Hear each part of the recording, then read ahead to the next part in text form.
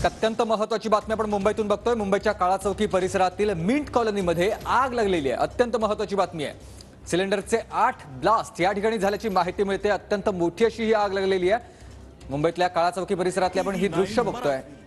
काळजी तुमची। सध्या मुंबईमध्ये काळा चौकी परिसरात ही भीषण अशी आग लागलेली आहे। 8 सिलेंडरचे स्फोट झालेले आहेत। अत्यंत महत्त्वाची बातमी आपण बघतोय। मुंबईमधून मुंबईतल्या लालबाग परिसरातलं जे काळा चौकी भाग आहे, मिंट कॉलनी परिसरामध्ये ही आग लागलेली आहे। आगीचं कारण अद्याप स्पष्ट आहे, मात्र 8 सिलेंडरचे स्फोट झाले त्या ठिकाणी अशी माहिती मिळते। आणि ही आग इतक्या मोठ्या प्रमाणावर आहे की आपण बघतोय त्याचे दृश्य आपण बघतोय। धुराचे लोट सध्या उठतात।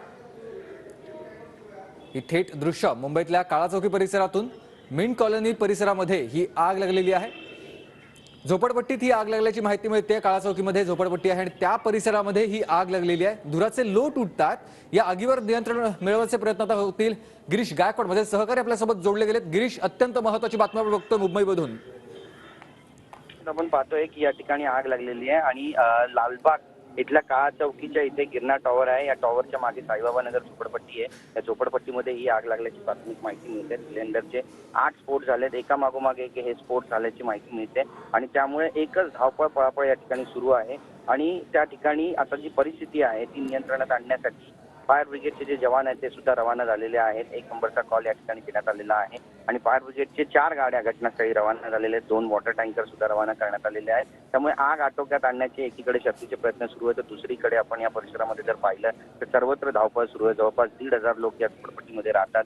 लहान मुलं सुद्धा या झोपडपट्टीमध्ये आणि सर्वत्र पळापळ जी आहे ती सुरू आहे। दहशतीचं वातावरण सध्या निर्माण झालं आहे आणि या सर्वांवरती नियंत्रण मिळवण्यासाठी महानगरपालिकेचे कर्मचारी अधिकारी सुद्धा प्रयत्न करत आहेत। त्यासोबतच फायर ब्रिगेडचे जे जवान आहेत ते सुद्धा आता रवाना झाल्याची माहिती मिळते। त्यामुळे आग लवकरात लवकर आटोक्यात कशी आणली जाईल, कूलिंग ऑपरेशन कशा पद्धतीने सुरू केलं जाईल हे पाहणं सुद्धा तितकंच महत्त्वाचं ठरणार आहे। पण आताच्या घडीची सगळ्यात महत्त्वाची बातमी आहे की साईबाबा नगर झोपडपट्टी आहे, या ठिकाणी आग लागली आहे। धुराचे जे लो आहेत ते 2 किलोमीटर पर्यंत आपल्याला पाहायला मिळत आहेत आणि TV9 पाहणाऱ्याच एका व्यक्तीनं हे जे फुटेजेस आहेत ते आपल्यापर्यंत पोहोचवलेले आहेत। त्यामुळे ही सगळी जी माहिती आहे ती प्रशासनापर्यंत पोहोचावी लवकरात लवकर आणि मदत मिळावी या हेतूनं या ठिकाणी TV9च्या माध्यमातून आवाहन सुद्धा आपण करतोय की त्या ठिकाणी लोकांना लवकरात लवकर मदत मिळावी, कारण सध्या परिस्थिती जी आहे ती आटोक्यात आणणं अत्यंत गरजेचं आहे।